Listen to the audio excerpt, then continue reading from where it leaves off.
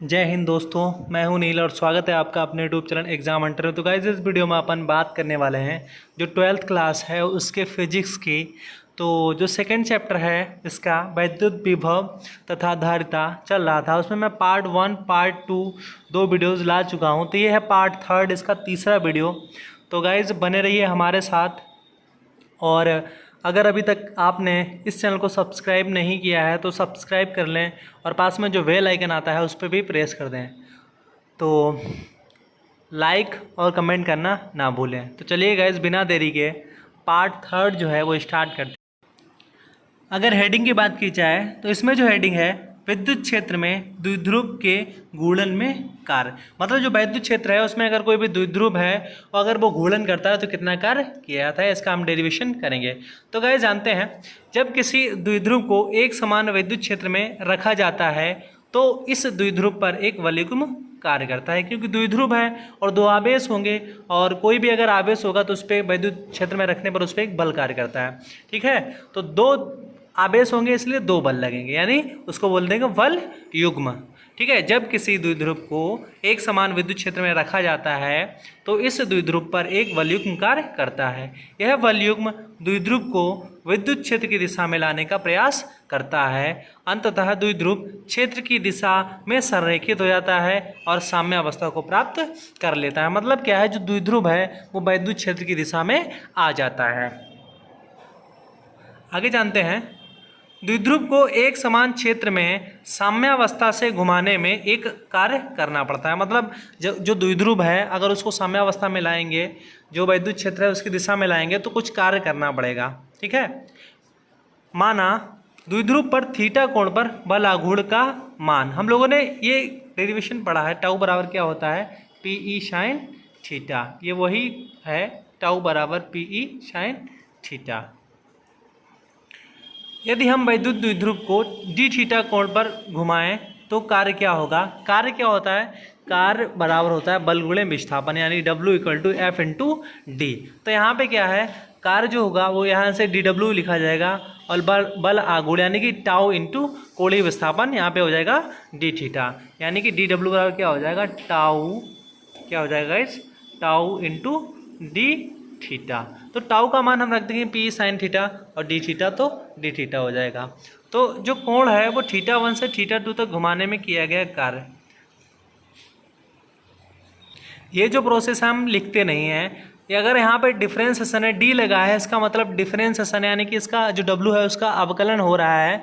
अवकलन और समाकलन, अगर अवकलन है तो समाकलन लेंगे और समाकलन है तो अवकलन लेंगे। तो dW को हटाने के लिए हम क्या करेंगे, समाकलन लेंगे। तो समाकलन से यहाँ सिर्फ W बचेगा, तो integration of θ1 to θ2 tau d theta.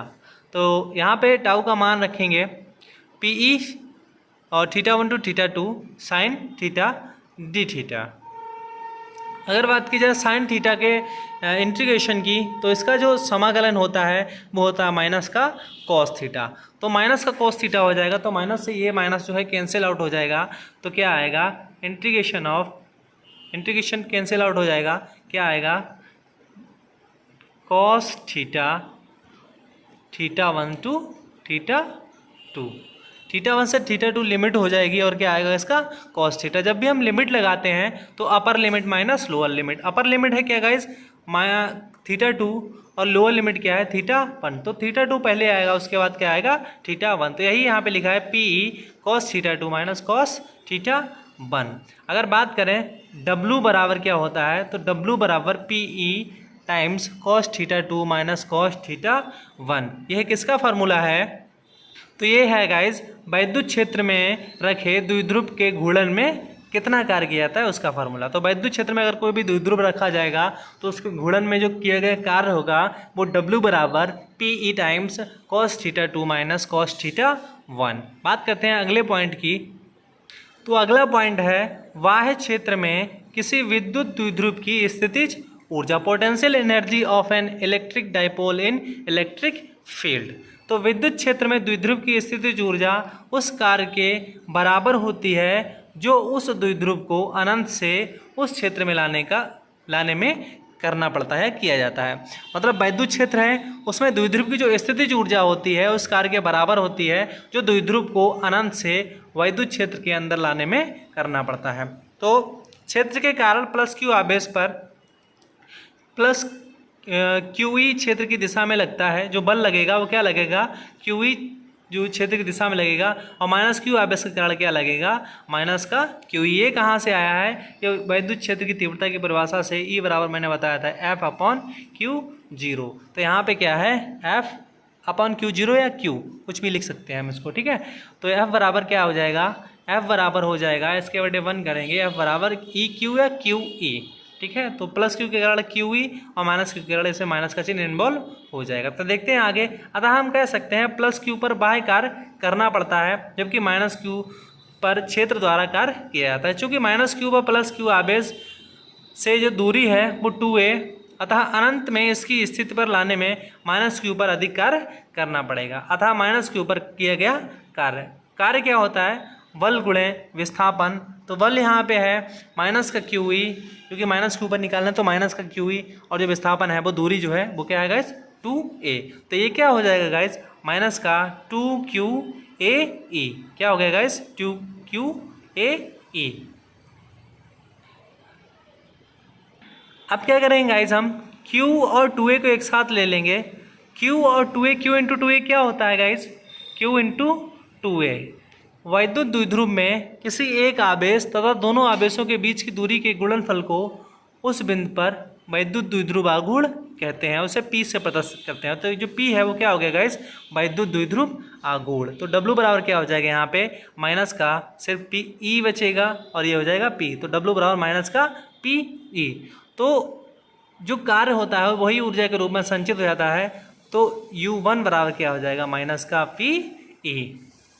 अब E के समानांतर स्थिति से थीटा कोण घुमाने पर किया गया कार्य, तो U2 बराबर क्या हो जाएगा, PE 1 माइनस कॉस थीटा। अतः थीटा कोण पर द्विध्रुव की स्थितिज ऊर्जा जो ऊर्जा निकलेगी वो क्या निकलेगी, U बराबर U1 प्लस U2। तो U बराबर क्या हो जाएगा, इसका मान माइनस PE है, इसका मान है PE times 1 minus cos theta. तो इन दोनों का गुणा कर देंगे तो क्या आ जाएगा, यहाँ पे माइनस का PE, ये प्लस का PE और प्लस माइनस का PE कॉस थीटा हो जाएगा। इसमें गुणा करेंगे तो माइनस का और ये प्लस वाला जो है 1 से ये कट जाएगा, तो क्या बचेगा, माइनस का PE कॉस थीटा।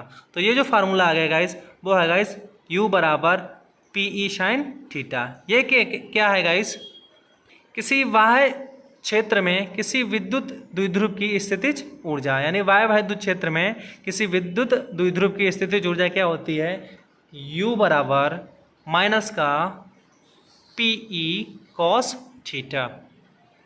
तो अगली हेडिंग की बात करते हैं। तो अगली हेडिंग है गाइस चालक, यानी कि कंडक्टर। तो प्रकृति में पाए जाने वाले वे पदार्थ जिनमें विद्युत आवेश स्वतंत्र रूप से एक स्थान से दूसरे स्थान पर गति कर सकता है, अर्थात चालक वे पदार्थ हैं जिनमें आवेश प्रवाह आसानी से हो सकता है। चूँकि चालक पदार्थों में आवेश का प्रवाह हो पाता है, अतः हम कह सकते हैं कि इन पदार्थों में धारा का प्रवाह भी आसानी से हो पाता है। अगर बात की जाए चालक क्या होते हैं, तो दो वे पदार्थ जिनमें वैद्युत धारा का प्रवाह आसानी से हो सकता है या किया जा सकता है, क्या कहलाते हैं गाइस, चालक कहलाते हैं। अगर बात की जाए मानव शरीर की, तो मानव शरीर भी एक चालक है। अगर बात की जाए सबसे अच्छा चालक जो है वैद्युत धारा का कौन सा होता है, तो सबसे अच्छा चालक जो होता है वो होता है गाइस चांदी, लेकिन ये महंगी होने के कारण उपयोग में नहीं लाई जाती है। अगर चालक के अन्य उदाहरण की बात करी जाए तो जितनी भी धातुएं हैं सभी चालक हैं। लोहा, एल्युमिनियम, तांबा, पारा, नमक का विलयन, अम्ल एवं क्षार, ये सभी क्या है गाइस, चालक हैं। और चालक क्या होते हैं, जिनमें विद्युत धारा का प्रवाह आसानी से किया जा सकता है, चालक कहलाते हैं। तो अगला पॉइंट देखते हैं गाइस, विद्युत रोधी, कुचालक, अचालक, या इनको बोला जाता है इंसुलेटर। प्रकृति में पाए जाने वाले वे पदार्थ जिनमें आवेश का प्रवाह नहीं हो पाता है, अर्थात इन पदार्थों से विद्युत धारा प्रवाह नहीं हो पाता है, विद्युत धारा का प्रवाह जो है वो नहीं हो पाता है, उन्हें विद्युत रोधी, कुचालक या अचालक पदार्थ कहते हैं। ये पदार्थ उन स्थानों पर उपयोग होते हैं जहां हमें विद्युत धारा का प्रवाह नहीं होने देना है। जैसे विद्युत उपकरणों के हत्थे रबर या प्लास्टिक के बनाए जाते हैं। यहाँ रबर और प्लास्टिक विद्युत रोधी पदार्थ हैं क्योंकि इनसे होकर विद्युत धारा प्रवाहित नहीं हो सकती है। अतः बात की जाए कुचालक के उदाहरणों की तो कांच, प्लास्टिक, रबड़, सूखी लकड़ी इत्यादि विद्युत रोधी पदार्थ के उदाहरण हैं। तो बात करते हैं अगले पॉइंट की। अगला पॉइंट है गाइस, चालक तथा विद्युत रोधी यानी अचालक में अंतर। क्या होता है अंतर? तो चालक की बात करें तो पहला पॉइंट है, इनमें विद्युत धारा का प्रवाह होता है। चालक में क्या होता है? विद्युत धारा का प्रवाह होता है। विद्युत रोधी या चालक में क्या होता है? इनमें विद्युत धारा का प्रवाह नहीं होता है। सेकंड पॉइंट है, विद्युत क्षेत्र पृष्ठ पर होता है तथा अंदर शून्य होता है। इसमें क्या है? विद्युत क्षेत्र नहीं पाया जाता है। अगला पॉइंट, थर्ड पॉइंट है, चुंबकीय क्षेत्र में ऊर्जा संचित करते हैं और जो कुचालक होते हैं वो ऊर्जा संचित नहीं करते हैं। चालक में पॉइंट क्या है? फोर्थ, सभी बिंदु पर विद्युत विभव समान होता है और अचालक में क्या है? विभव का मान शून्य होता है। अगला प्रश्न, अगला पॉइंट पाँचवा, ऊष्मा गति अधिक होती है और जो कुचालक होते हैं उसमें ऊष्मा गति कम होती है। नेक्स्ट पॉइंट, उपसय संयोजक बंध कमजोर होते हैं कुचालक में, इनमें बंध अधिक मजबूत होते हैं। चालकता की बात की जाए तो चालक की चालकता अधिक होती है और इनकी जो चालकता होती है बहुत कम होती है। अगर बात की जाए चालक की तो इनका प्रतिरोध जो है कम होता है जबकि कुचालक का प्रतिरोध बहुत अधिक होता है। अगर बात की जाए चालक की तो इलेक्ट्रॉन का प्रवाह आसानी से होता है जबकि कुचालक में इलेक्ट्रॉन का प्रवाह नहीं होता है। तो बात की जाए चालक की, चालक बैंड इलेक्ट्रॉन से भरा होता है जबकि चालक बैंड खाली रहता है। बैलेंस बैंड खाली रहता है, बैलेंस बैंड इलेक्ट्रॉन से भरा रहता है। अगर बात की जाए चालक की तो ऊर्जा अंतराल नगण्य होता है और कुचालक में क्या होता है? ऊर्जा अंतराल अत्यधिक होता है। तो ये था गाइस चालक और कुचालक में कुछ महत्वपूर्ण अंतर। तो बात करते हैं अगले पॉइंट की। तो अगला पॉइंट जो है सेम टू सेम जो अभी शॉर्ट भाषा में लिखा हुआ है। तो प्रकृति में पदार्थों के प्रकार, तो पहला है चालक। चालक वे पदार्थ जिनमें बाह्य इलेक्ट्रॉन बहुत ढीले बंधे होते हैं इसलिए वे गति के लिए मुक्त होते हैं। वे पदार्थ जिनमें अधिक संख्या में मुक्त इलेक्ट्रॉन होते हैं उन्हें चालक कहते हैं। उदाहरण के लिए धातुएं। धातुओं के उदाहरण कौन कौन से हैं? कापर, लोहा, एल्युमिनियम आदि। बात की जाए कुचालक या परावैद्युत की, हमें याद रखना है क्या? परावैद्युत। कुचालक वे पदार्थ हैं जिनमें बाह्य इलेक्ट्रॉन बहुत मजबूती से बंधे होते हैं इसलिए वे गति नहीं कर सकते हैं। वे पदार्थ जिनमें मुक्त इलेक्ट्रॉन नहीं होते हैं उन्हें कुचालक या परावैद्युत पदार्थ कहते हैं। तो आपको एक नई परिभाषा मिली है कुचालक की, वे पदार्थ जिनमें मुक्त इलेक्ट्रॉन नहीं होते हैं क्या कहलाते हैं गाइस? कुचालक या परावैद्युत पदार्थ कहलाते हैं। उदाहरण के लिए प्लास्टिक, रबड़ तथा लकड़ी कैसे हैं गाइस? कुचालक हैं या परावैद्युत हैं। तो अगला पॉइंट जो है वो है गाइस अर्धचालक। अगर अर्धचालक की बात करें तो वे पदार्थ जिनमें मुक्त इलेक्ट्रॉन होते हैं लेकिन कम होते हैं अर्धचालक कहलाते हैं। मतलब चालक और कुचालक के बीच जो होते हैं वो क्या आते हैं गाइस? अर्धचालक।